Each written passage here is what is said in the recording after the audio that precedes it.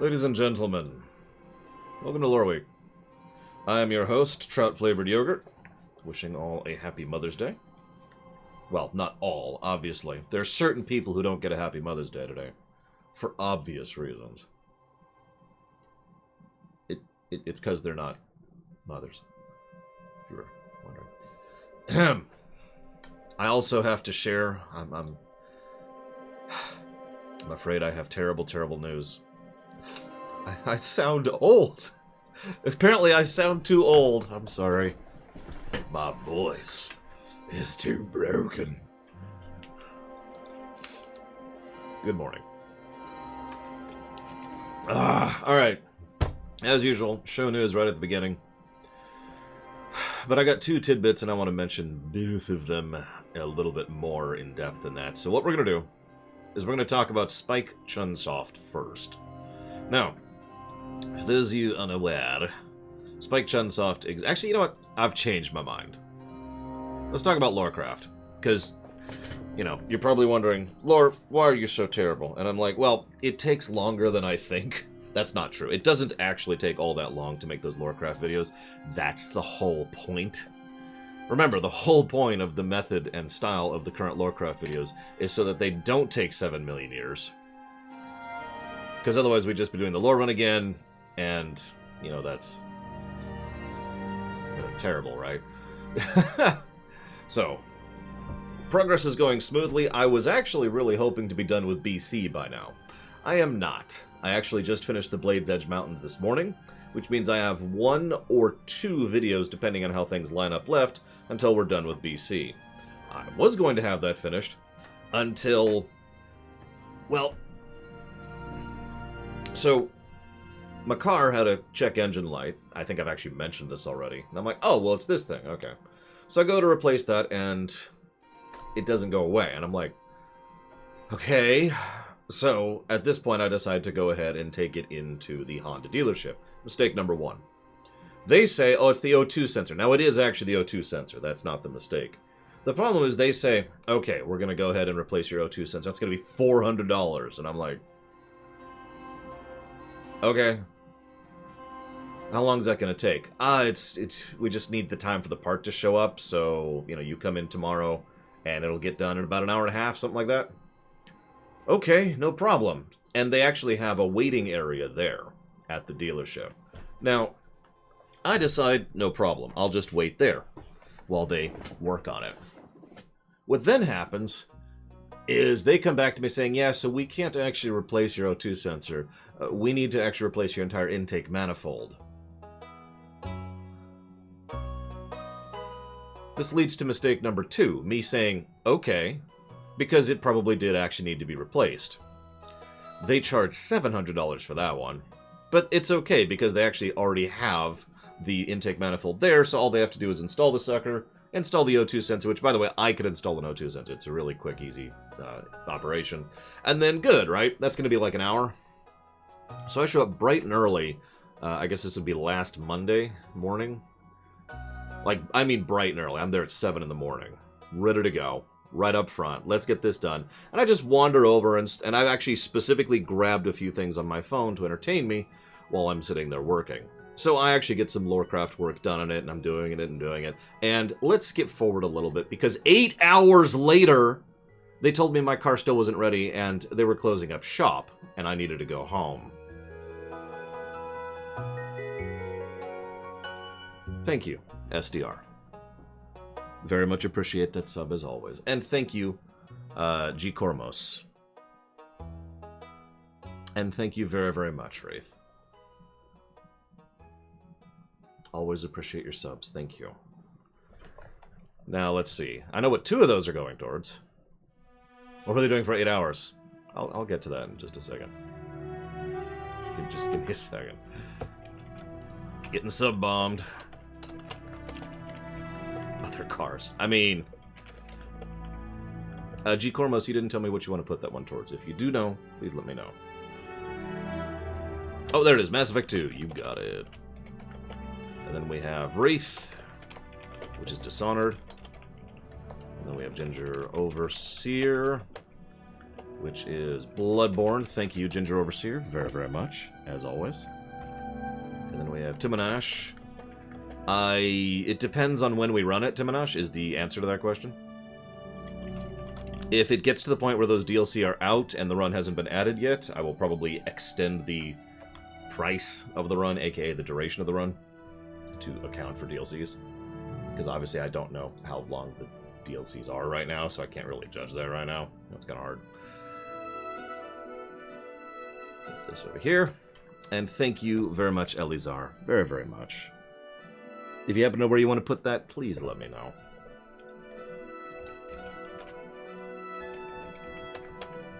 And... and thank you, Fife. Very much. I'll put that towards Bio Shadowlands, and I'll put Elizar's towards Sonic Adventure DX, I think. So, I want to re-stress this point. I'm sitting there in their wait area for 8 hours. Have you ever done that? Now, I have. This is something that I have interacted with in the past, unfortunately. You ever just sit there waiting with nothing to do for, in fairness, about 5 hours? Because my phone went dry after about 3 because I wasn't expecting to be there all day, so to be completely honest, I wasn't practicing phone battery operations. And I didn't bring a battery backup or my charger because why would I need to? So for about 5 hours, I had nothing to do. I got really used to making a nice long walk down the wait area and then back and practicing it so I wasn't walking so slowly that it was awkward, but still walking slowly enough that it took longer. And I got really good at that. What I tend to do is one of two things. I either descend entirely into my own head, which I didn't want to do since I needed to be aware of what's going on, because at any moment they could show up and be like, hey, or I tend to shut off. Just... It took me the better part of a day and a half to turn my overall ability to function back on after that, because I was effectively in battery save mode mentally for 5 hours. I suppose I should also mention that even though I was freaking there, they insisted on calling and texting me whenever there was any updates with the car. My phone died, like completely off. And I made a point of mentioning that to her. More than once. Now, what ended up happening is this one other person who was there actually did bring a charger and let me use it for like 5 minutes so I could get enough of a charge so that if a text or a phone call came in, I would get it, which was good because I needed to.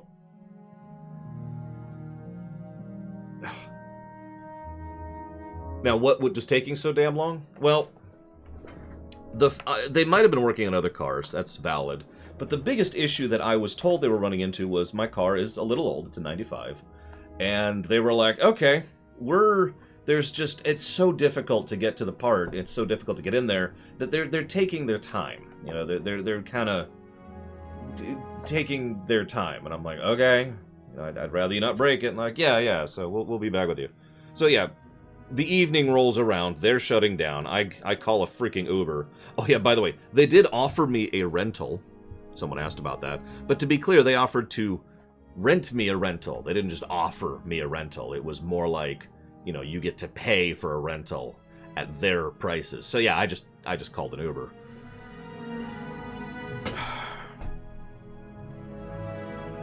So I go home. A day passes with no contact whatsoever. The next evening, so at this point, something like 28 hours later, well after they're closed, I get a text message, hey, your car's ready. This was the actual dealership service shop, which was, like I said, my first mistake. Which is funny, because I would have, without knowing, I would have made the same mistake anyways. It was the logical decision at the time, but let's not get into that. So then I'm like, okay, no problem. I got the car. Time to go do the stuff that I was planning to do, including just getting a general standard fluids check. So I pull into a Jiffy Lube, right? And they're like, hey, you want to rotate your tires? And I was like, yeah, I actually haven't had that done for a while. That was mistake number 3. So, they go to rotate my tires, and they can't get the front right tire off. Now, there is actually an issue with the front right tire. An issue they make substantially worse, I'll get to that in a minute, in the efforts of trying to remove that tire. So I'm like, okay. Now, I'm there for about 4 hours.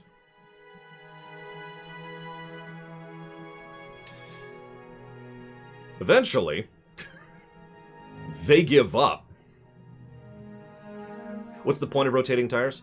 So, if you're driving, the wear, if you were to, like, color, there's better visual presentation of this. Imagine there's, like, colors on your tires, from green to yellow to red. The red is where most of the stress is from just normal driving, right? For example, if you brake often, like if you're do a lot of city driving, you're going to have more wear on your front tires overall than you are on your back, and it's going to hit some, like if you do a lot of short turns, again, city driving, it's going to be more the edges, but if you're a rear wheel drive, then you're going to have more wear on your back tires and so forth and so on. So rotating the tires just allows that wear and tear to be a little bit, more distributed and gives you more tire life. That's really its only point. It is a good thing to do semi-regularly. Thank you, Juanta, aka Monobrand. Much appreciated as always. I'll put that towards Oracle of Ages. We'll be talking about that later, so don't go anywhere. I need to still change your name on everything. Let me know here. I saw that on Patreon, I just haven't changed it yet. Anyways. So, yeah, sure. So they can't get it off. 4 hours, but it's probably close to 3.5 hours past. They're like, whatever. Now, they don't charge me for that, so cool. So they just charge me for the fluids check. I've got new fuel, or new oil, new fluids, everything's cool. I start driving away. Immediately, something's wrong. Now, I know my car very well, because I've been driving my car for about 15 years. And I can immediately tell something's off. It took me a good block to really figure out what it was. My alignment's off. My car is pulling heavily to the right. Like, if I just sit there, hands off, the car will just drift really hard to the right.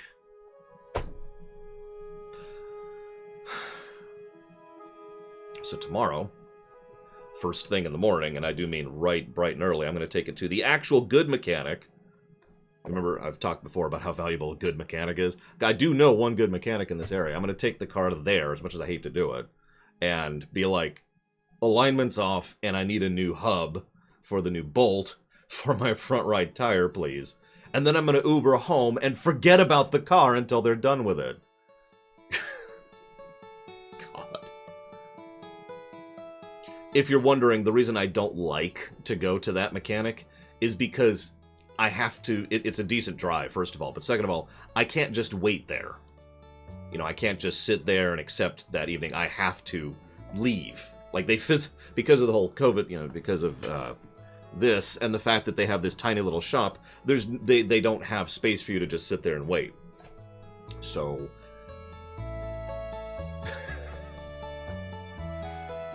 So I'm going to have to take a 30-minute, $50 Uber drive back, and that's irritating, and I don't like doing that, but at this point, whatever. Oh my god. Like I said, this is why I didn't want to go to the good mechanics to begin with. The other problem with the good mechanics is they're busy, because they're the good mechanics. They actually do a lot of work with the local post service. Those USPS trucks, they service those regularly, so... It will probably be several days before they even get to my car. Like I said, that's why it's just going to be kind of a fire and forget sort of a thing. And then they'll get to it and fix it in an hour. And then they'll charge me like $70 for it. So now that little rambling story is out of the way, sorry for everyone who's here for actual news, let us talk about Zelda. Now, this is actually primarily a question for Alex Korbianiki, if I'm being completely honest. But I've already asked the other majority shareholder in the Zelda series. And this question is very simple. Should we just merge the Zelda games into one funding block and then play them in one funding bundle. Now, the thing is, we're already going to play them in one funding bundle. Like, that's already set in stone. The only difference will be, do we just merge them and merge all the funding into one bundle? So, thoughts? Like, other people have a say in this, you know, SS Whitecrow, Solartech, She-Corp, Tazara, Biozilla, CW Daniels, Huanta. I already asked the person who's put the most money into the Zelda series overall, and he has said, yeah, do it. In fact, he approves of the idea and thinks it's a better overall approach. To explain, this wouldn't be every Zelda bundled together. I would probably go ahead and not include the randomizer. Go ahead and keep that separate. And I would probably go ahead... Battlezone, that's what that means, Battlezone. And keep, like, Hyrule Warriors and Cadence of Hyrule separate.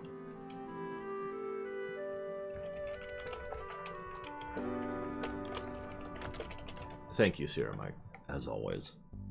Much obliged. And I've put that towards Battlezone. Redux? And then again, we could also bake in the side games, too. We could just do the whole Zelda thing. You know, have, God,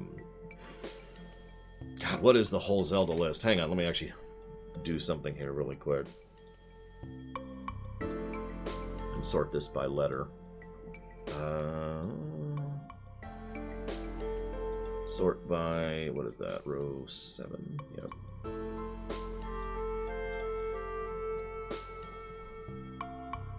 So to give you the full list, in a moment, when it's taking a moment here. Zelda, okay, so we've got Zelda 1, Link Between Worlds, Breath of the Wild. Breath of the Wild 2 would not be part of this, because, duh, it's not even out yet. We don't have a word of it being out yet. Four Swords Adventures, The Randomizer, Minish Cap, Oracle of Ages, Oracle of Seasons, Phantom Hourglass, Skyward Sword, which isn't out yet. When's that coming out? Hang on, when is that coming out? Or have they said July? Okay, that won't get bit funded. So yeah, we'll go ahead and bake Skyward Sword in there, because there's no way that's getting funded by July. So, Skyward Sword, Spirit Tracks, and it looks like that's actually it. So we would... Oh, and then Cadence of Hyrule and Hyrule Warriors 1 and I think 2? Double checking, because those are under H. Yep, Hyrule Warriors 1 and 2. And so we would just bake all of that into one run, the Zelda block. What would happen is everyone's donations would be smashed together. All the priority would obviously be smashed together. And all of the requirement would be smashed together. Let me know what you think. Obviously, Huanta already has, or Monobrent. I'm going to get used to it. It's going to take me a minute. And again, Alex Korobiniki, you are the other major majority shareholder in those runs, so please let me know.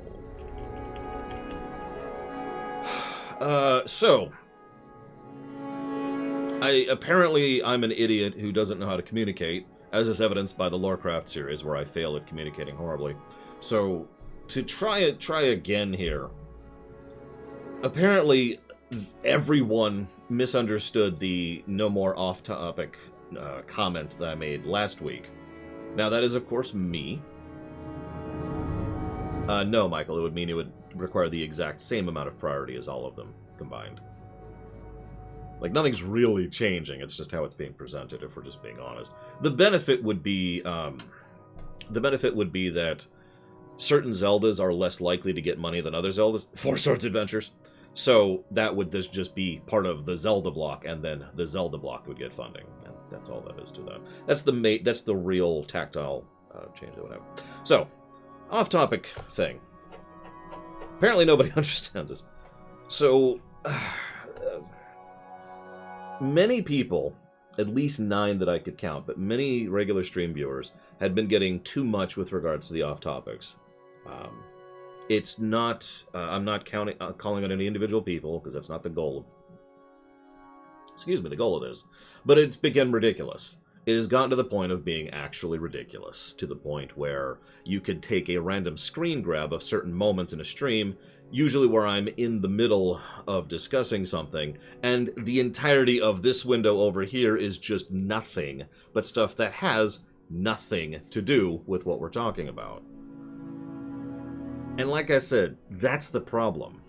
Now, I would like to think that in a day where I literally had a discussion about how I tend to be not very in favor of extremes, one direction or the other, you would have understood logically that I don't mean that we're going to the total opposite extreme of no off-topic comments, but that is the very same question I got more than a dozen times over the last week. So to clarify, no, I've not suddenly decided to be both a hypocrite and an extremist. I know. Shocking. The point is to rein it in, alright? I call it the has-brain rule. Just use your brain. That's it. Rein it in a bit. Ow. That actually hurt. Just rein it in. That's all I'm asking. If I'm... Use your brain. Let's say I'm in the middle of discussing something. I actually used a specific example, and now, of course, I can't remember it. So let's say I'm playing Resident Evil 8.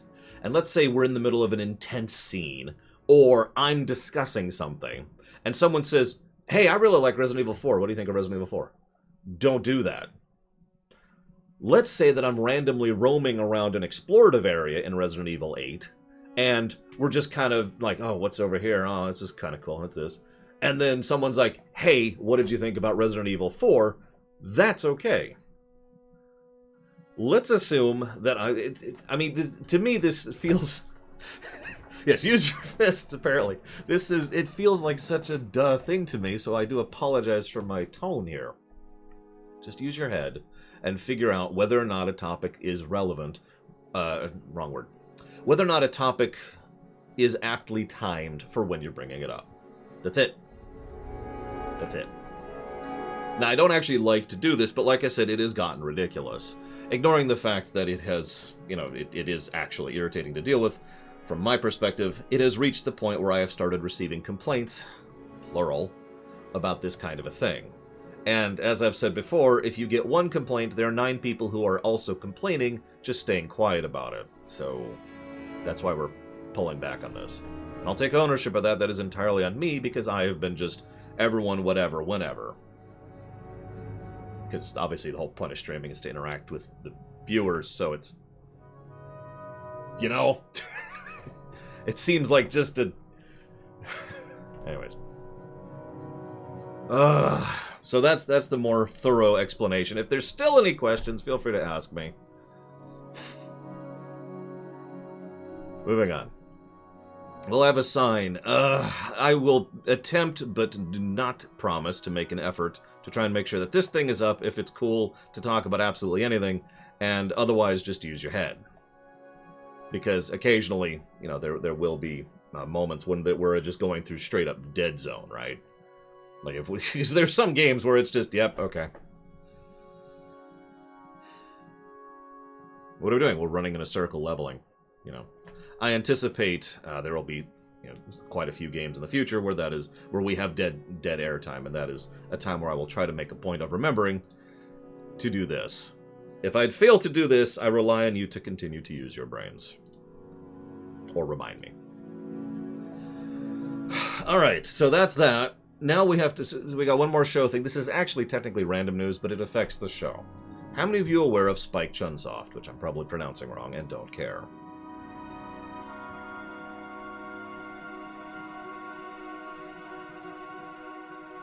So, Spike Chunsoft has made a few games.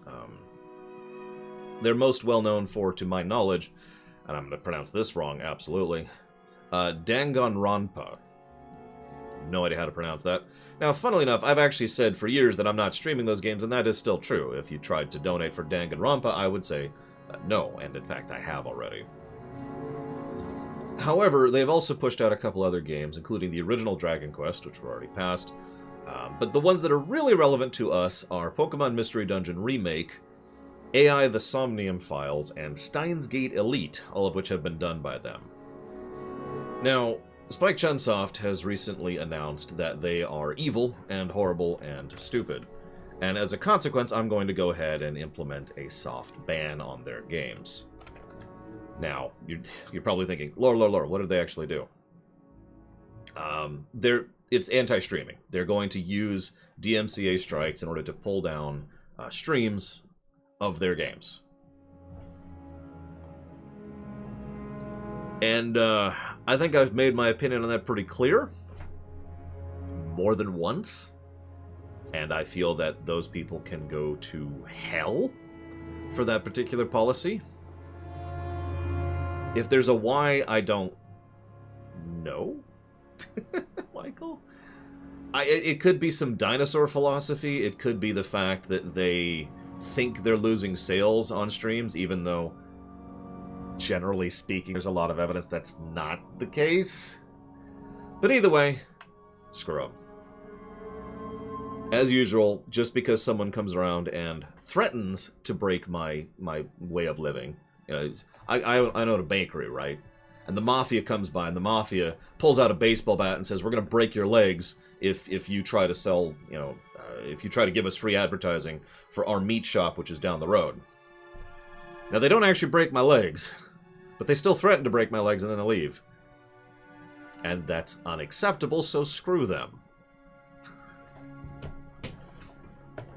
Either way, this is relevant for us, not just because of banning them, because, I mean, honestly, it doesn't matter that much. I mean, I've already said I wasn't going to stream the Danganronpa Bitarian games, but that does matter for 3, and I just mentioned them. The AI the Somnium Files, Pokemon Mystery Dungeon Remake, and Steins Gate Elite, and no, we are not Zoctav. All of those are on the list for funding. 2 of those have very, very, very little funding put towards them. We're talking $4 and $8, respectively. Not a big issue. However, Steins Gate Elite has closer to 117. Yes, I'm aware of that, Lord Harriman. You already made the call on Pokemon Mystery Dungeon, Explorers of the Yada Yada too long of a title, so that's already done. You'll notice I haven't even brought that up. I'm talking about the other 3. Because Pokemon Mystery Dungeon Remake is on the list, as is the AI the Somnium Files and Steins Gate Elite. I have absolutely no problem pulling the plug on AI the Somnium Files and Pokemon Mystery Dungeon Remake. Steins Gate Elite is a little bit trickier. Now, I am going to give a few people a choice on this one. Most notably, this is the wrong spreadsheet.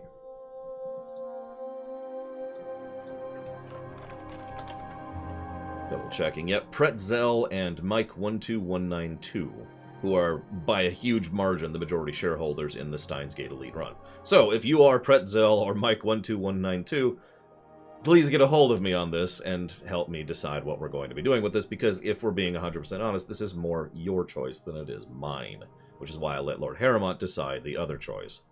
The other 2 games, I'm not giving you a choice. I'm just pulling the plugs on those. So if you are Baron, that is to say the nameless Baron, or Zeiss, or Not Blessed, please let me know what you'd like to redirect those subs towards.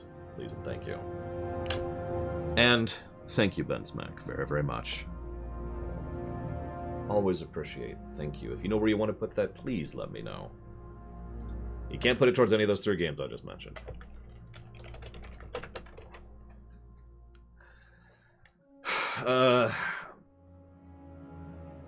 I really don't get why this thing is a thing. Like I said, it's probably just dinosaur mentality. Or people are just straight up wrong. Or, and this is my favorite example, how many of you are aware of, I don't know the proper term for it, it's a concept that happens a lot in business, where someone does something to justify their job. No, it's not, Ben Smack. So, like, they make changes because that way they keep being employed.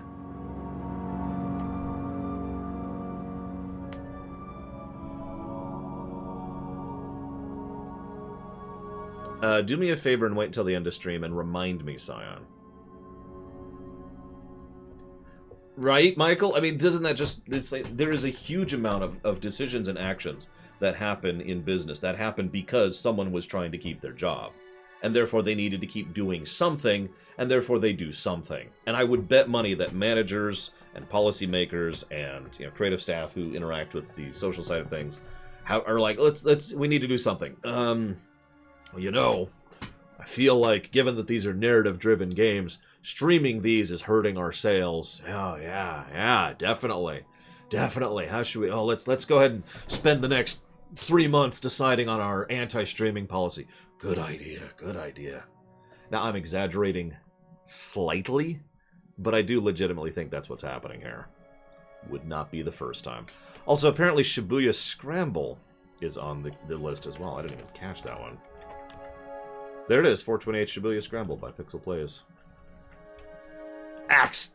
There we go, it's gone. Where would you like to redistribute that, Pixel Plays? Imitation of activity. Yeah, or busy work. That's not bad. Anyways, Ben Smack, you got it. I'll put it towards Mass Effect 2. Because Mass Effect 1 is already funded. I can also put it towards 3. I'm cool with either. Are there any Japanese companies friendly to streamers? Nintendo, weirdly enough. Although that is recent. Also Square, while we're on the subject. It could also be that they're just... yeah, Nintendo used to be a pain about this. Not as bad, just a different type of bad. And then Nintendo was like, yeah, okay. I have no idea what Sony is like with regards to streaming. I haven't seen any of them for or against, so I have no idea on Sony. Ditto with Sega.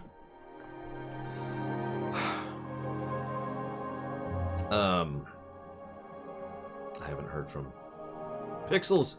Whatever. No news equals good. Yeah, pretty much. Kingdom Hearts isn't actually Square's fault, though. And I hate to say that, but it's true. It is entirely the license label when it comes to the Kingdom Hearts issues I've had. In fact, that's true for everybody, for that matter. Pixels Plays. Dark Alliance, you got it, you got it.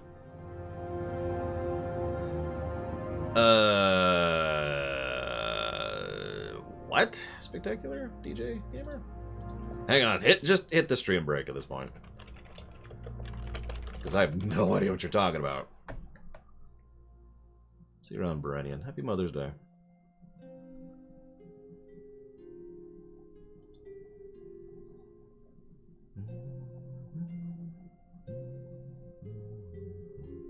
And at this point, I might as well look into Scion's thing since we've officially hit the stream breaks here.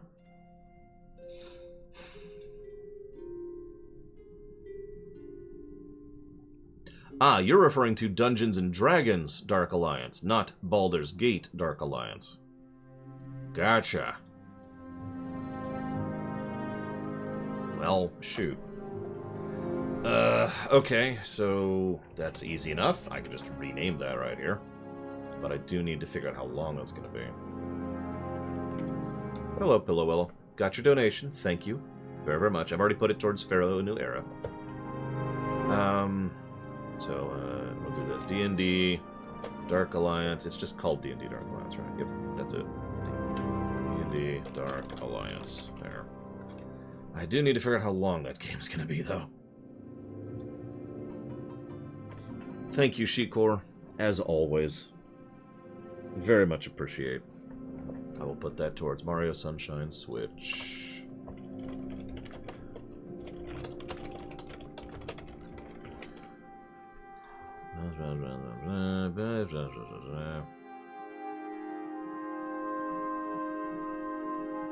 The audit's long since done, Zactaft. In fact, I suppose I should share that with you. For those of you not aware, the audit is not only done, it's mega done.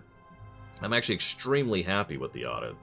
I'll talk about that in just a second, because I want to finish what I'm working on right now. How long is the game? I know, the game isn't out yet.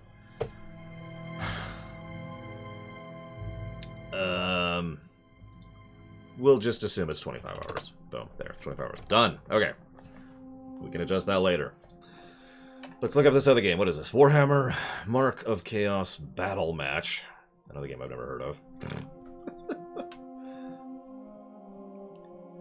Yeah, so funny thing. I was going to grab Dark Alliance Remaster on the Switch, and I was like, am I spelling it wrong? So it's not out yet on the Switch. They delayed it for reasons unknown, or at least reasons I'm not aware of. Warhammer Mark of Chaos. There's too many Warhammer games here. Who's Vesemir again?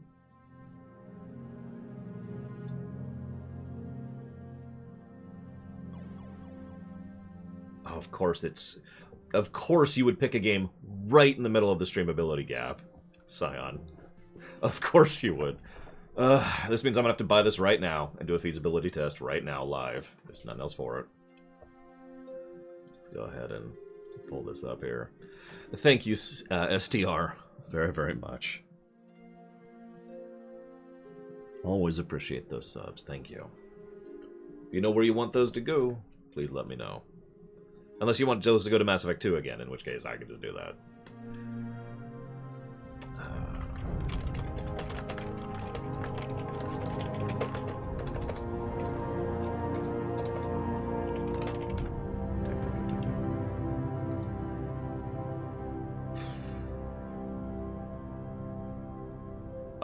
That's not good. They can pick. Well, I don't know if either of those people are there. So what's your backup option in case they don't respond?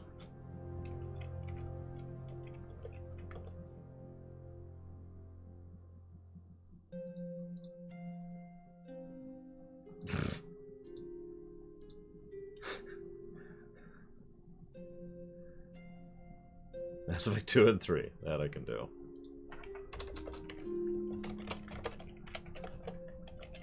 By the way, one of the benefits of splitting up games that are going to be streamed in a bundle is it sees which ones have interest more than others.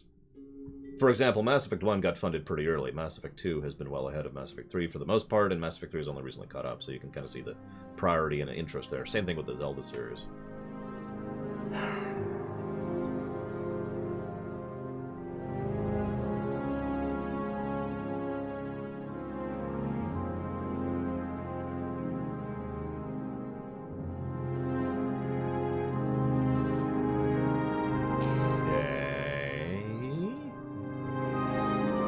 That's not...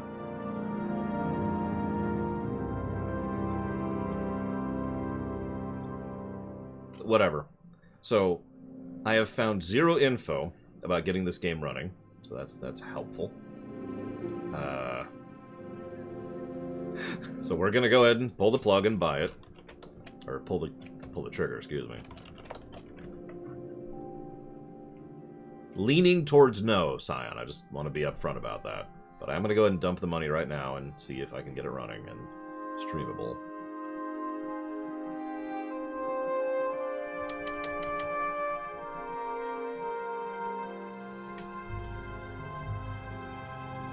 Probably Durg. Again, it's just interesting to have some of the intel as we go. I suppose I'll talk about the... While we're in dead air time. No, there you go. Hang on. Where's that stupid thing? Because this is totally dead air right here. This is... I'm just trying to install a game that I just bought to see if it's streamable. This is dead air as it gets. Is Mass Effect 3 a bad game? I wouldn't feel comfortable calling Mass Effect 3 a bad game. It wouldn't be Lamentation status, for example. There's too much good in it to actually call it a bad game. It has, in my opinion, the best leveling system of the Mass Effect series, and I mean that sincerely. It has the best overall combat and counter design, and it also has several really cool moments that really do follow through on your choices, both in the previous games and the current ones. That being said, then there's the rest of the game. I'm not even sure it's half and half, you know? I think it's more like... There we go. I'll give you Banshees. I wasn't thinking about Banshees. I was thinking about quite a few other encounters. Ironically, I would say most of the Cerberus encounters from a purely gameplay perspective are actually substantially well designed. That's true, Blue Alex. Although that was a lamentation, I just didn't label it that. And very few people actually picked up on that. I mean, I even did the lighting. I think Jennifer Hale could do that kind of military voice for Maria Hill.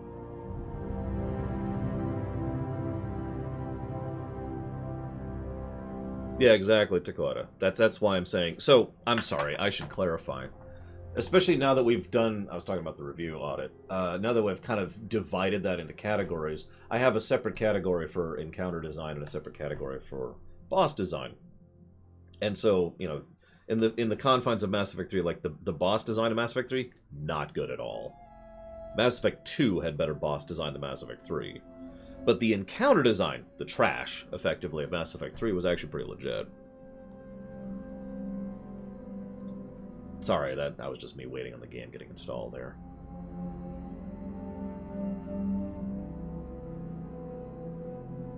Now, the fun part. Can I get it on stream? So that's the first bad thing to happen.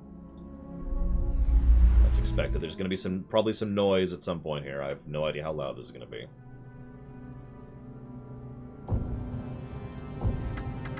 Let's see what we can do. Okay, that's bad.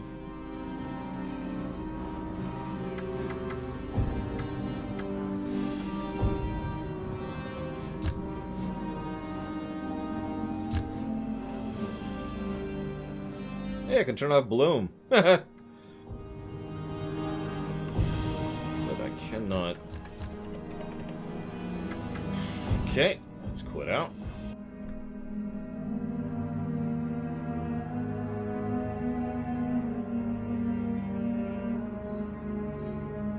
You're fine, Elizar.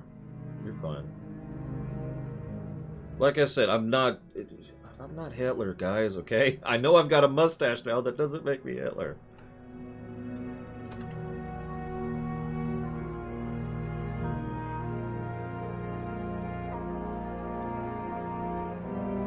Wonderful eclectic. I can't wait to give it that negative.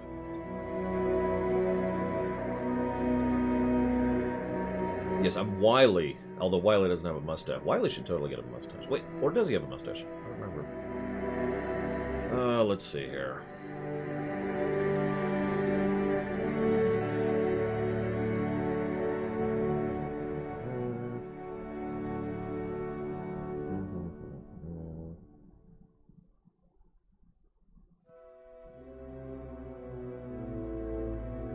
Where was I in 1945? Well, I'm not there yet.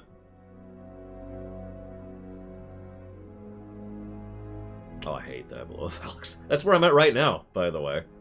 That's the current problem I'm having. I mean, you say that's not an insult? I'll take your word on it. That just sounds like a strange comment. I'm still growing it. I've actually trimmed it a little bit, shaped it more accurately, so that it's kind of doing this a little bit more. I have no idea how much longer it's going to get. Thank you, Spartan, very much. Glad you're still liking the Trek stuff. I'm amused you haven't been on the stream lately, because I haven't been streaming lately. Last time I streamed was, last Sunday. Thank you for the bits. Do you know where you want those to go? OBS is what I use to stream. It's like Innocence over there. Like, Innocence uses OBS to play Wargroove. I'm not sure why he does that. He doesn't have to. He can just play Wargroove, but, you know. That's up to him. And thank you, as always, Innocence. So, I do not seem to have a fix for this, so I'm just going to go ahead and say no. And add it to the no list because of streamability. Where is that game? There we go. Warhammer, Mark of Chaos, Gold Edition. I'm sorry, Sion. I even just bought the game. You probably heard it a second ago. So I was trying to get it working. Which one, Blow Up Alex? You got me curious now. I suppose I should get this refunded. That's true. I haven't done a rumination on Beyond. I wasn't considering that because I have covered Beyond. If you remember, we did a live stream discussion about that. But you're right, we've never actually done a rumination on that. Ooh.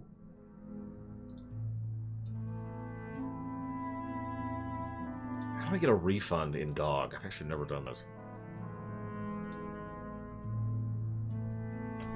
I'll deal with that in a minute. Just put it over there so I don't forget about it. Alright, back on task for a second. But first, I have a question. Let me go ahead and get rid of that. Give me a second here, Elizar. You have put money towards Sonic Adventure DX.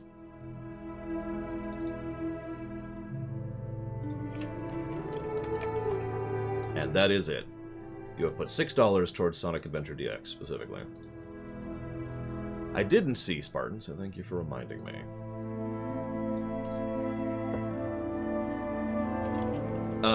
No. No to Spec Ops. That's a good topic. We can make that a topic. We can discuss that. This is actually something Zelda brought up recently. It's already funded.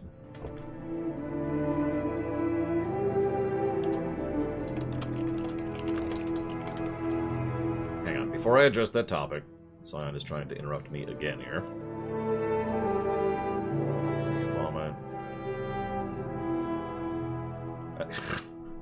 Thank you, Scion. I am sorry. I do appreciate your support as always. And what?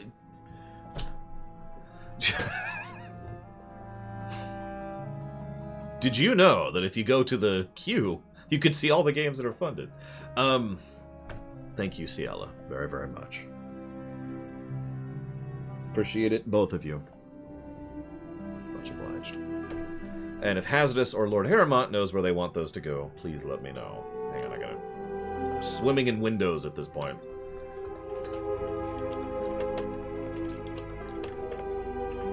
we go. So, topic. Zalok mentioned the idea of Ori and the Will of the Wisps.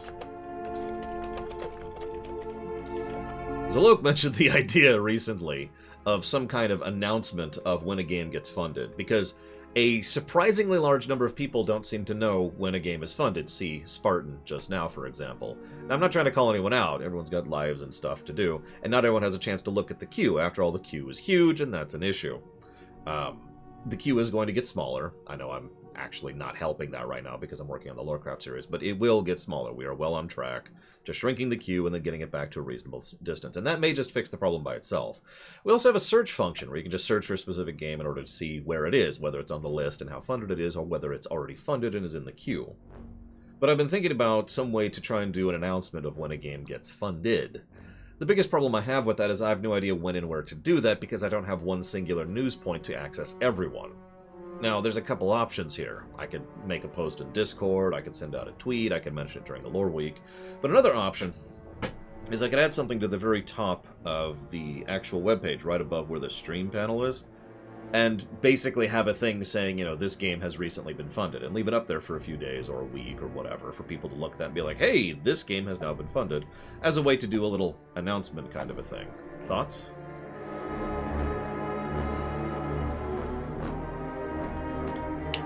So that people, like Spartan, wouldn't miss out on the fact that Spec Ops has been funded for the better part of like 3 weeks now.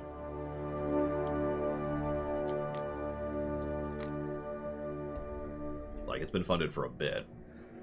I've actually already had to tell people who have been trying to put Patreon money towards it that, hey, Spec Ops is funded, stop putting money towards it. Dead Space...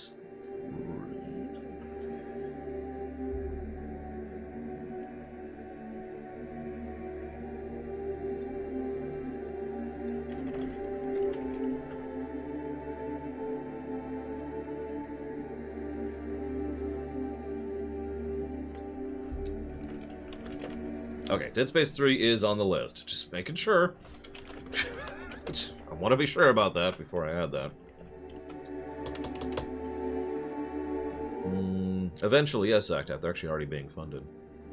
I have no idea, Plutonia. People are paying me to play Bloodborne. I don't know. I'm not the person to ask here. And Lord Harrimont wanted to put that towards... There it is. Pokemon Snap. Done. Okay. And Dream Whisperer says something on the queue are being eaten up by the margins. I'm going to guess that's depending on how you have it formatted. Because I actually don't see that issue, even when I have the window shrunk. Is that on the phone? That wouldn't surprise me. I don't know how I could do it. Let me think about this.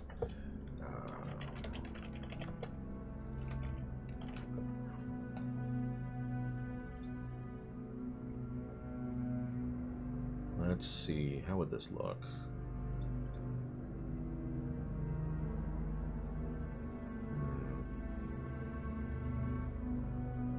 That would probably do it, Dream Whisper.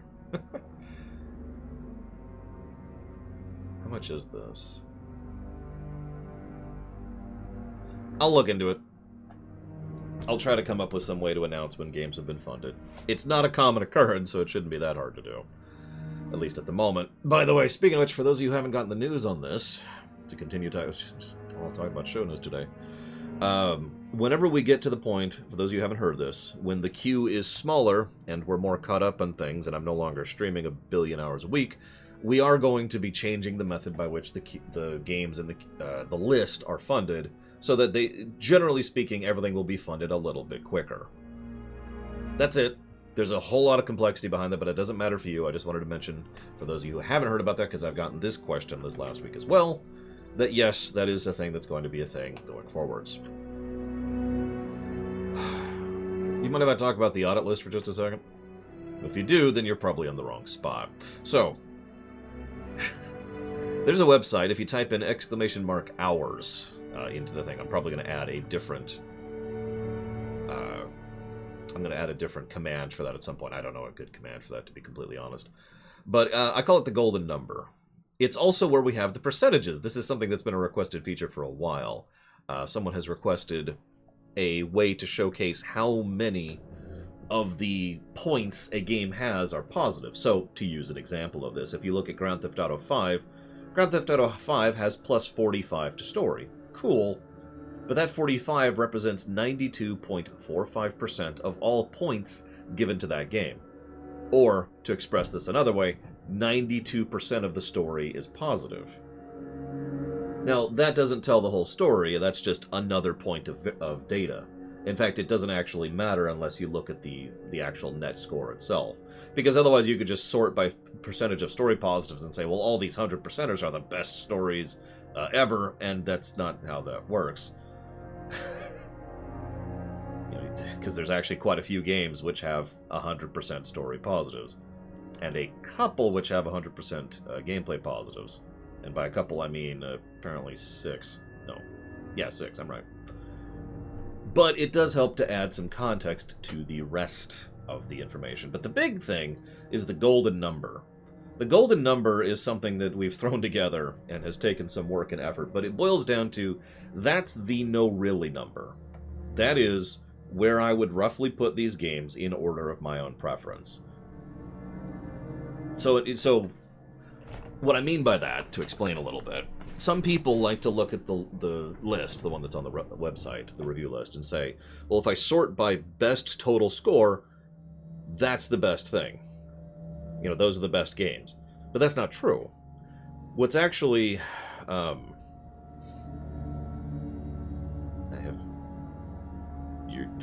You're funny, Mr. Red. No, we have run 222 runs that we've reviewed. That's how many reviews we've done. So the whole formula looks at an average of the ratio between gameplay and story, the total score itself, and a couple of other variables, and punches out that number. So, for example, Grand Theft Auto 5 is 84, which means Grand Theft Auto 5 is the actual best game I've reviewed. Like, that's the final score right there. Followed by Final Fantasy VI on the GBA, and then Yakuza 0 and Twilight Princess are tied for third. And then we have Dragon Quest XI, Jedi Fallen Order, Final Fantasy VII, Warcraft 3, Batman Arkham City, Spider-Man PS4, Paper Mario 2, Divinity Original Sin 2. I could keep going, but you get the idea. Now, I know nobody really cares about this, although I am rather fond of the spreadsheet, and again, it is available for public viewing for everybody who cares, but I point this out because, if you'll remember, the whole original idea behind doing the review system was that that's something that I wanted to do. That this is something I've been wanting to do for a large portion of my life, and I've kind of baked this into my show and my job so I can afford and have time to actually do so. So, I'm really happy about this, is the point.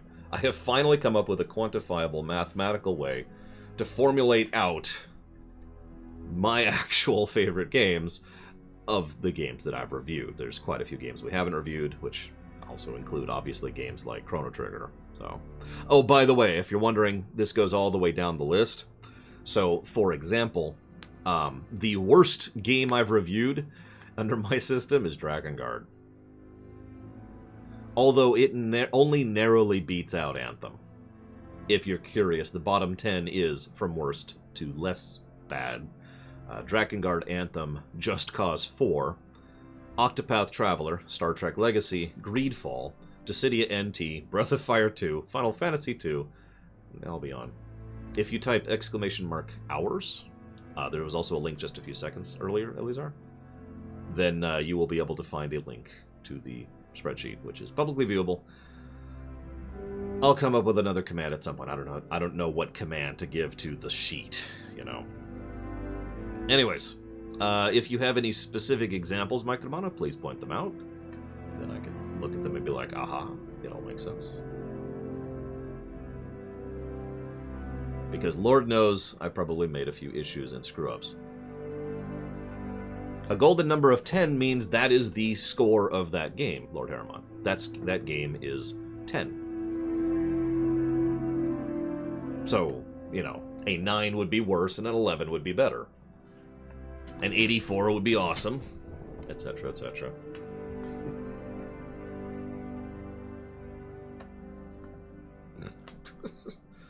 $10 out of nothing. God damn, Lord Harriman. When have I ever done an out of system? Don't answer that. I know I did that back in the past. But I only did that because people were confused about not doing an out of system. Well, we're done with that.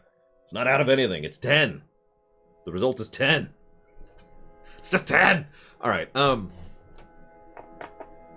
sheet is not a bad idea. No! It's just 10! It's just 10! The score is 10! Out of infinite! Out of invalid! Do we have a sheets command? We do have a sheet command. It goes to the other thing, though. Bingo, Lord Harriman. This is one of the reasons why this audit and this number could only ever happen now, basically.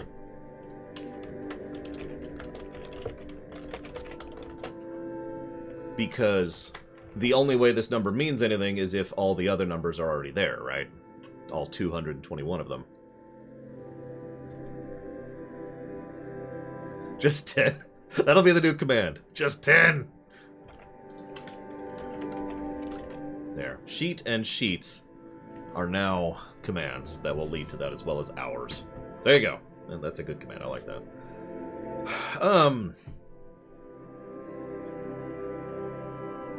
Yes, Lord Harriman. That is exactly what that means. That means an 84 is, insert percent here, better than a 76. Not adding another column. I could. It's a spreadsheet. We got this. We got this. So now let's... I actually only have a couple tidbits of random news, so let's just run through these. Let me change. Where's the frickin'... I have so many things up right now.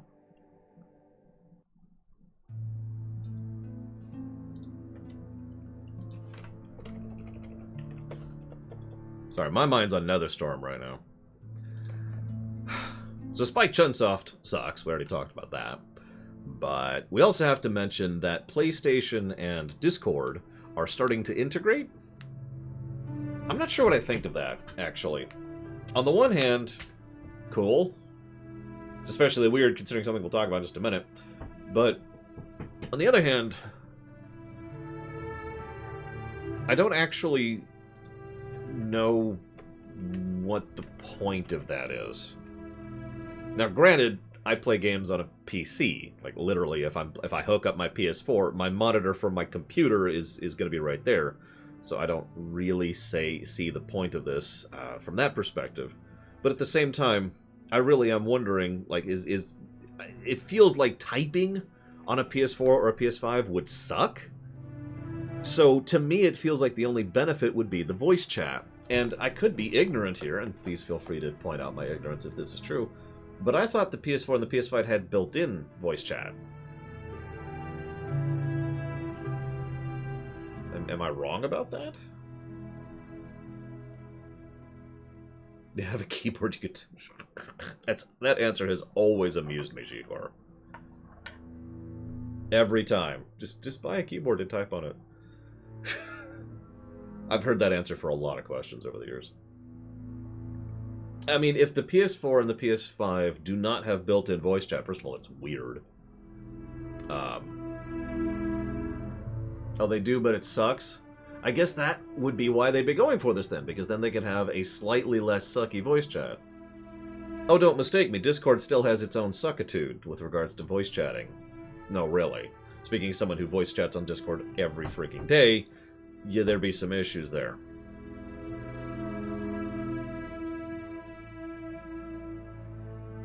I admit I'm not trying to be negative and I'm not trying to throw shade. I legitimately don't get the overall point of this move. I suppose the overall benefit would be to have it just, you know, be on the console, you know, like having YouTube on the console. So I guess that's a thing? Or maybe it's a thing for people who don't have computers at all but still want to chat with people, so I guess that's a thing. I guess I could see that. It's just, it feels like a very strange move. This is especially true in light of the fact that Sony is even more anti-crossplay than we already thought we were. Or thought they were, excuse me. Now, we've known that Sony has been anti-crossplay for years. This is a very, very old-standing thing. Recently, several documents with regards to the Epic agreement have kind of come to public availability, and they make it very clear that, no, really, Sony absolutely hates crossplay. What I don't fully understand, I feel like I'm repeating myself here, is why. Now, the stated reason is because it costs them money, that they lose money going to crossplay.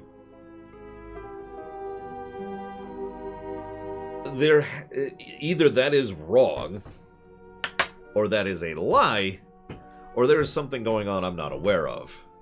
Because based on all information and factoids, crossplay doesn't cost them sales and income. It doesn't, like, there's some money you have to spend for having the access to the servers and all that, but yeah, that's exactly what I was saying, Ivanux, is Ivanux. The only way this makes sense is if they are presuming lost sales due to people playing their games on other consoles, or with other, you know, with another version of that. No, there is not, Pogody. Which is stupid, and has been stupid since the 90s. As I pointed out, it's the exact same argument, right? Oh, well, every time, you know, you share a thing, we lose a sale. No, you don't. It's not how that works. We have literally decades, plural, of information proving that that kind of stuff does not lead to lost sales. And I mean, yeah, you'll notice this is similar to the Spike Chunsoft stuff we were talking about earlier. Is this just a Japanese company thing? I'm really not sure. And yeah, Nintendo used to have this problem. I feel like I'm repeating myself. And Nintendo has only far more recently actually embraced crossplay.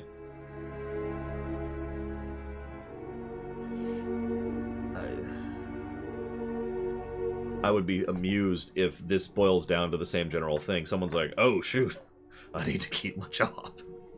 Let me come up with something stupid. I mean, even at an absolute bare-bones basic level, wouldn't be someone more inclined to buy a game they could play with their friend than not? Or let's assume for a moment that they have no friends, which it's okay, sure.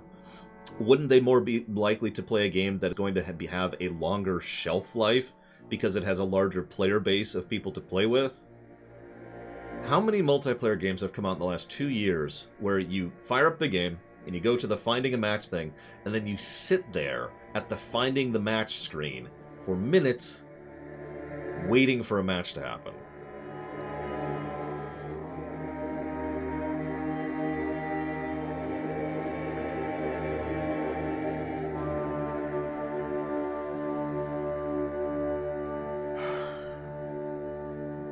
Maybe there is an actual answer here. I have no idea. And that's the truth of it. I have no idea what they're thinking. Ugh. Moving on. Last little tidbit. This is a funny one. Tencent is being investigated by the... please tell me those are already on the list, Scion.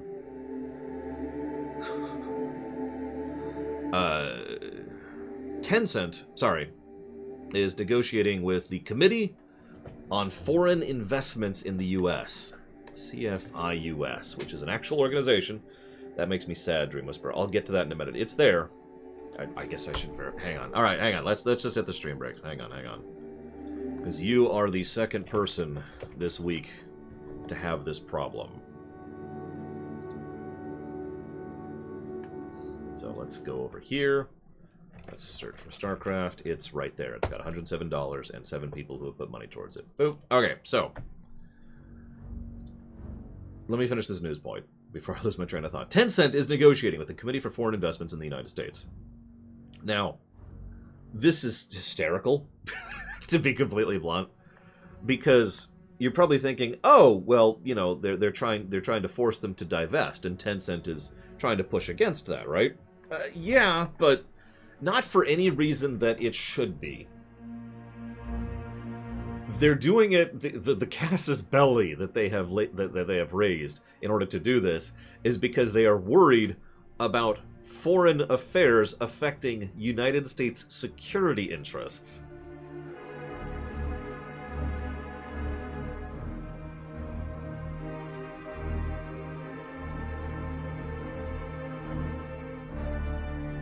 Now,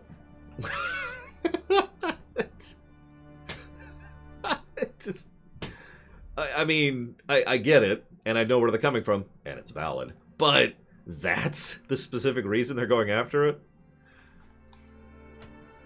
At the very least, that's the stated reason. Like I said, that's their casus belli. That's their legal justification for looking into this.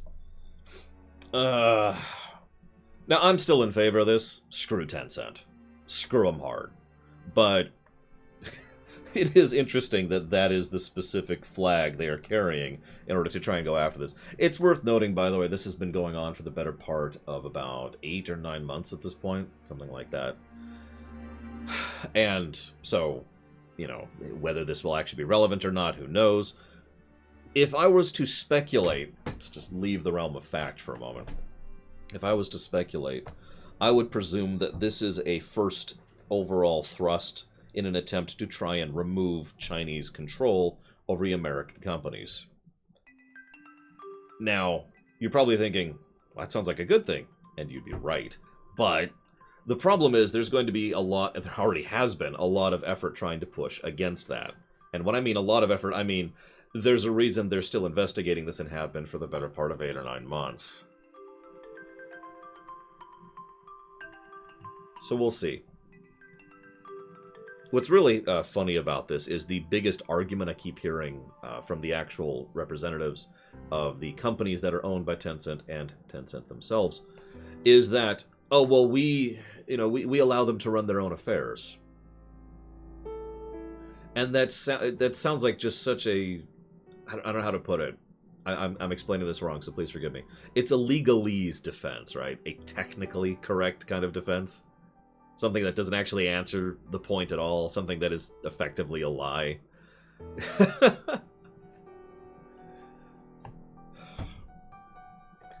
Yeah, we'll see where this goes. Unfortunately, another... in addition to the fact that this might just get shut down and, you know, we might lose, there's also the very real possibility that this will drag on too long, and if things drag on too long, legal matters eventually just kind of drift away and lose the weight they need to actually happen. So, we'll see where that goes. Mike Romano, you had a question.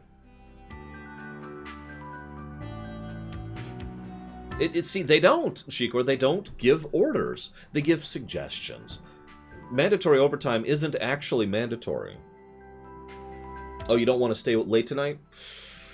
You know, I got 5 people who could replace you by next Wednesday. I'm just saying. Oh, you are going to stay late tonight. Good, good. Keep up the good work. I hate that kind of crap. I really do. I've always hated that kind of crap. It's why I have the phrase, technically. It's actually one of the first loriums I've ever invented. I invented that back before high school to explain this kind of nonsense bullcrap behavior. I hate this crap. Ugh. Anyways. Moving on. Is that it? Hang on, let me double check my notes, but I do believe that is it, other than, you know, getting on with it. Oh, right! Where is Scion wanted to redistribute, and I asked if those were on the list, and I didn't get a really full answer, so let's pull that up really quick here. List. Chaos Bane is right there. Storm, and Storm, okay, so both of those are there. You got it, Scion.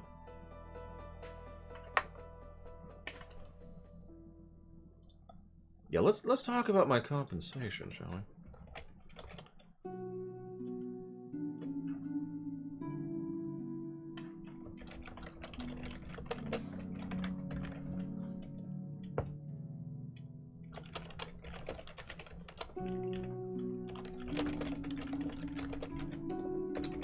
There we go. Okay. Now, where's Macalana's thing? Have I encountered a lamentation-worthy episode? Yes, absolutely. Flutter Butter is a lamentation. Even if it's not officially a lamentation.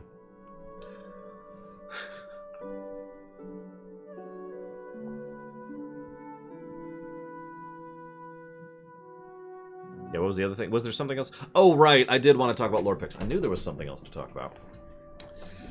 And that is...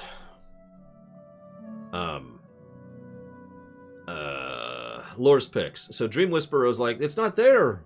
Yes, it is. It's on Lore's Picks. So apparently, and again, you are the second person this week to have this exact same issue, Dream Whisperer. So if you go to the website right now, you scroll down, you hit the list, and you see the list, and there's the disclaimer, first thing you see, which I had to add because life. Then we have the short games list, and then a table of contents. So disclaimer, image, table of contents. And the table of contents says short games, medium games, long games, Lore Runner's Picks. Now, apparently, Lore Runner's Picks is invisible because, again, Dream Whisperer is now the second person this week who couldn't find that. Question mark. And I don't want to sound negative or egregious here. I am legitimately confused as to why people couldn't see that. Now, you're probably wondering, why did we divest that? Why do we put that on its own page? Did you see how long the page is without my picks on it? It's huge. It has literally hundreds of games on it. And rather than have the list just become into this ridiculous... I've actually seriously considered putting short, medium, and long each into their own individual page to try and make this even more visually parsable. Oh, by the way, if you click medium games, that table of contents will actually bounce you around between them. It's another thing people may or may not be aware of. But yeah, so if you pick Lore Runner's Picks, there's also a table of contents there, which also leads back to the original three. The other reason for putting it on its own separate list is I plan to add a very large number of games to Lore's list as soon as the queue is smaller. How large? Well, I'm going to have to look. Because I have a list ready to go for that. In the me pile. So, 1, 2, 3, 4, 5, 6, 7, 8, 9, 10, 11, 12, 13, 14, 15. So, I want to add about 165 games to that list.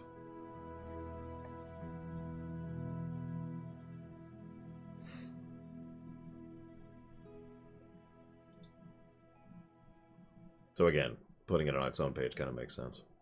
How is Lorecraft going? I did actually answer that right at the beginning. I just finished the Blade's Edge Mountain thing this morning. And, as in, I am almost done with BC. I have 1 or 2, depending on how it goes, videos left, and then I'll be done with BC. Then we'll be moving on to Wrath. I was really hoping to be done with BC this week, but then I lost approximately 2.5 days of my life to the car issue. I'm still pissed about that. I'm losing more of my life this coming week to that, so I'm not going to promise anything. But hopefully, I will be starting and getting some decent progress into Wrath this coming week. So hopefully next week I will be able to tell you I'm up to such and such. Wrath's going to be different. Wrath is the only expansion that will be different.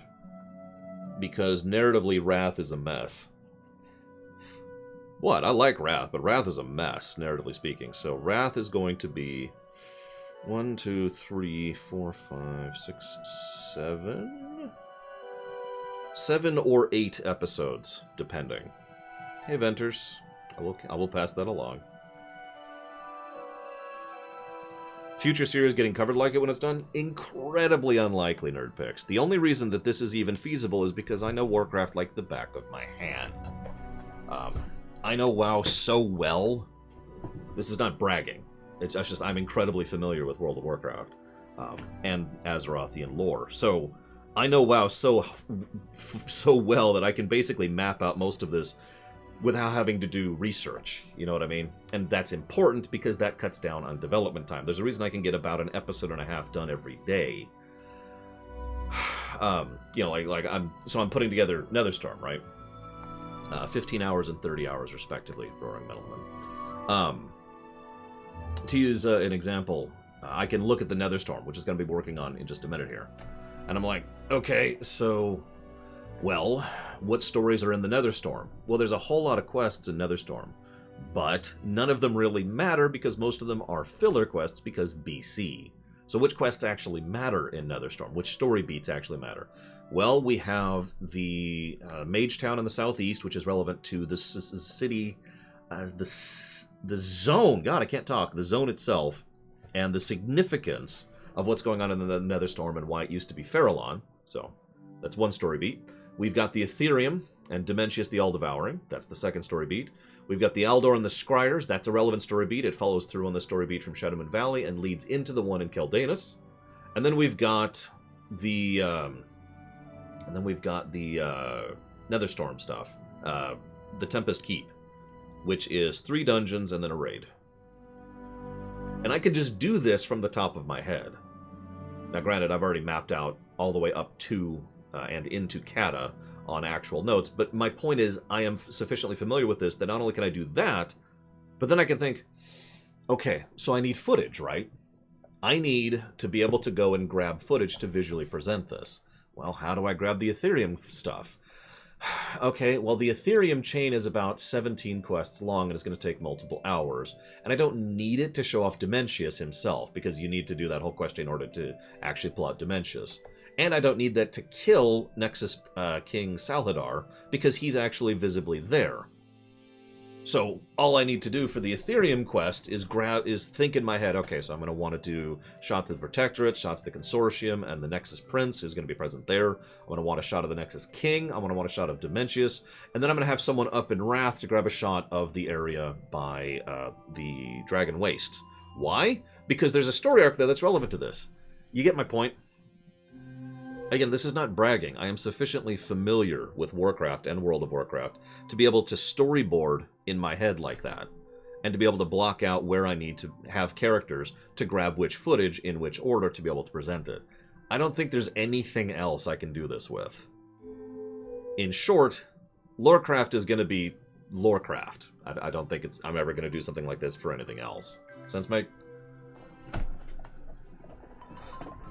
So I don't want anybody's hopes to get up with that. I don't want anyone else to be thinking, oh man, I can't wait to see this video series of such and such. Because the other, of course, primary problem is time. Now, this is not a complaint, but this is a statement of fact. I'm actively losing income by doing this. I just want to do this. As I've said before, this is a passion project. I've wanted to do this for years now. So, you know, this is something that I can't feasibly do on a long-term basis and continue to be financially feasible. Sounds Meg? Now, if I was able to somehow really condense something into like a video, maybe, but that would be kind of an individually funded sort of thing, and frankly, I don't even know what I would do with that. Oh, of course I do Hazardous. I mean, granted, it's taken a couple hits because I just spent $1,000 on my car, and I'm about to spend more. But yes, I have enough funds to continue existing, and if I don't, my sister has already flat out told me that I'm welcome to move in an emergency situation. Yes, I actually asked her. Just to be sure, in the absolute worst case scenario, I could move in tomorrow. It would suck, because nothing is prepared for that, but I could do it. Now, someone else asked a question here. Sorry. Someone asked, where is it? There it is. For people who don't know WoW, how far into the project am I? Good question. BC, Wrath, Kata. Hang on, a little bit more. Little bit more.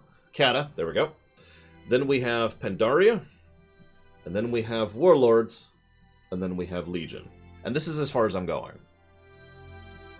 I might stop after Kata, to be completely honest. I haven't decided yet. But I am definitely stopping after Legion. Not because BFA sucks. I actually physically lack the ability to properly cover BFA. And yes, I've already checked that. So Legion will be the end of the Lorecraft series. It's also worth noting that Legion was in many ways the conclusion of the Warcraft and WoW story. Everything since then has been a new story arc. So it makes perfect sense to kind of conclude the Lorecraft series there for that reason as well. Also, Legion was good, but anyways, that is unrelated to the question. If I could cover BFA, I would add BFA to the list, but I can't. And you're probably thinking, how can't you cover BFA? So let me use an example. Let's say, you know what, I could show you. Screw it, I got time. Give me a moment. Let's go down here. Nope, wrong one. This one. Give me a moment. Move chat over here so I can read chat.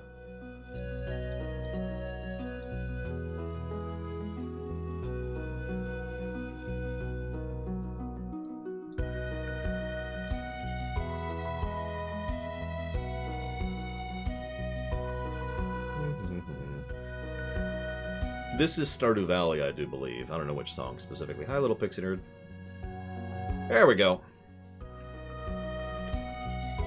By the way, another reason I can do this is because I have so many characters who are high level and have flying that I have characters spread out all over the place. So what I actually do, I think I've mentioned this, is I'll say, okay, this character needs to be here, this one needs to be here, and this one needs to be here. And then I can just bounce between characters and capture the footage, which really speeds up the process. But I told you I'd explain why I can't do BFA. This is my highest level, best geared character, Zalash, my Demon Hunter, who is also a Demon Hunter. Now, the reason that's relevant, for those of you not familiar with World of Warcraft, is Demon Hunters are the most, at this point, the most soloable class that exists in the game. As in, I have the least need for other players. Like, I could be at the same item level, and at the same literal level, on a mage, and I wouldn't be, my capacity would be lower when soloing. I've been doing BC stuff, Mr. Red. Probably got anything.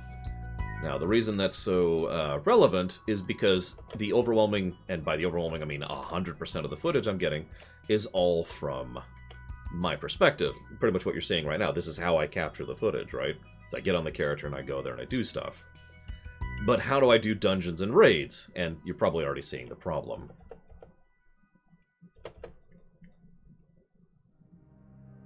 Now, I believe I am barely, I do mean barely, capable of doing the BFA dungeons. It would be a slog and long, and therefore would run into the whole scheduling problem, but at least it would be feasible. And so I could do a panning shot like this and just hold the camera right here.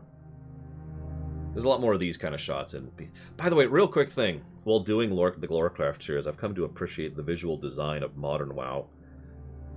No, not old WoW, modern WoW. Because every now and again I'll show a shot of like a modern area, mostly Warlords, because it's relevant to Draenor, in contrast to someplace on Outland. And God, Outland's graphics are just so much worse, but in addition to that, they're worse designed. The density, I talk so much about doodad utilization. Honestly, nobody does doodad utilization like Blizzard does.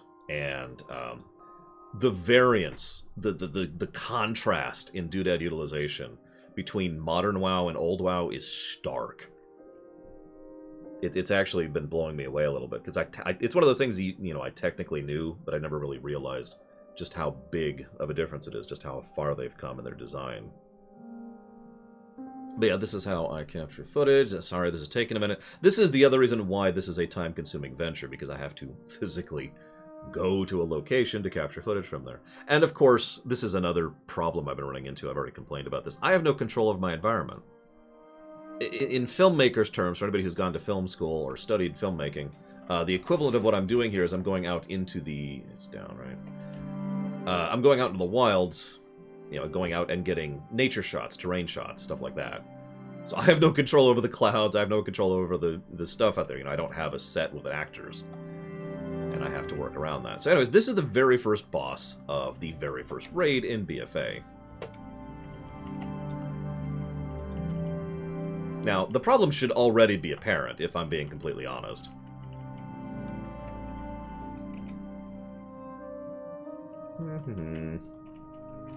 You'll notice that the first trash mob of the very first encounter of the very first raid and the very first boss of this expansion is not even dead yet.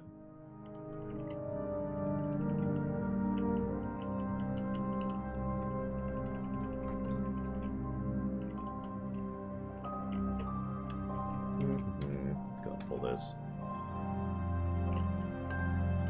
God, the herb boxes are weird. Hang on, I got one down. You see the problem? Now, there's actually a related problem here. It's because it's not just the time consumption, although that is a problem. The real problem is actual feasibility, because again, first boss, first raid. This is as weak and easy, no, wrong middleman, as it gets. It does not get easier than this. Therefore, I'm just going to go ahead and spoil for you. Me and my friend combined, the two of us, both on Demon Hunters, were unable to beat this boss. So, physically cannot cover BFA. Sense, Mike? So there's the real, no really reason why we're cutting off at Legion. Because I know I can do the bosses in Legion. I have.